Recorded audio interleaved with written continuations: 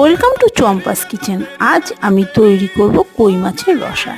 এর জন্য মাছগুলো ধুয়ে কেটে পরিষ্কার করে নিয়ে নুন হলুদ মাখানো মাছগুলো কড়াতে দিয়ে এক এক করে ভেজে তুলে নিলাম। আর এদিকে আমি ডুমো ডুমো করে আলু কেটে রেখেছিলাম, সেটাও কড়াতে নুন হলুদ দিয়ে ভালো করে ভেজে তুলে নিলাম। আর এদিকে আমি একটা ফুলকপি, সেটা হালকা করে সেদ্ধ করে নিয়েছিলাম, সেটাও আমি কড়াতে দিয়ে সেটাও আমি ভালো করে ভেজে সেটা আমি তুলে নিলাম। তারপরে ওই তেলের মধ্যে আমি দিয়ে দিলাম সাদা জিরে ফোড়ন, আর দিয়ে দিলাম আদা লঙ্কা বাটা আর একটু জিরে বাটা, সাদা জিরে বাটা, আর দিয়ে দিলাম কাশ্মীরি লঙ্কার গুঁড়ো। এরপর ফুলকপি আলু যে ভাজাটা সেটা আমি কড়াতে দিয়ে ভালো করে নাড়িয়ে নিলাম। তারপর আমি মাছগুলো ঢেলে দিয়ে আমি গরম জল দিয়ে ভালো করে ফুটিয়ে নিলাম। বেশ কিছুক্ষণ ফুটানোর পরে আমি গরম মশলা দিয়ে আমার মাছের রেসিপিটা এখানে শেষ করলাম।